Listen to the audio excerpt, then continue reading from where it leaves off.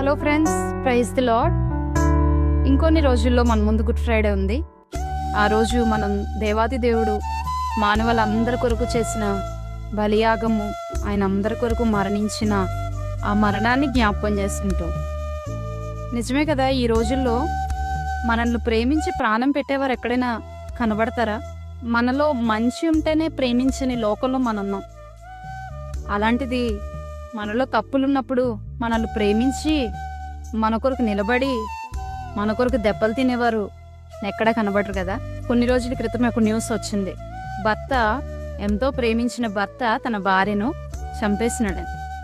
లోకంలో ఉన్న మనుషులు మన కోసం చనిపోవడం కాదు కానీ చంపేసే రోజుల్లో మనం ఉన్నాం. ఎవరిని నమ్మాలో ఎవరిని నమ్మకూడదో తెలియని రోజుల్లో మనం ఉన్నాం. తెలియని దినాల్లో మనం ఉన్నాం. ఇటువంటి సమయంలో మన కొరకు ప్రాణం ఇచ్చిన ప్రాణప్రియుని మనం ఆశ్రయించినట్లయితే, ప్రాణప్రియుని ప్రేమను గుర్తించినట్లయితే మన జీవితాల్లో నిత్యము ఆయనతో యుగాలు సంతోషించే అవకాశాన్ని పొందుకోగలం. ఒకవేళ ఈ మాటలు వింటున్న మీలో ఎవరికైనా ఎవరి ప్రేమ దొరకక, ఎవరు నన్ను ప్రేమించట్లేదని నిరాధార స్థితిలో ఉన్నట్లయితే ఒక శుభవార్త చెప్పాలని ఆశపడుతున్నా.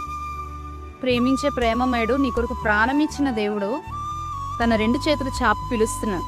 ఆయన ఎదుకు వచ్చినట్లయితే నీ హృదయాన్ని, ప్రవ్వా నా హృదయంలోనికి రా అని ఆయనకి ఇచ్చినట్లయితే ఆయన నీ హృదయంలో నివసిస్తారు, నీకు శాంతినిస్తారు, ఈ మార్గాలు స్థిరపరుస్తూ నీ జీవితాల్లో అద్భుతాలు చేస్తారు.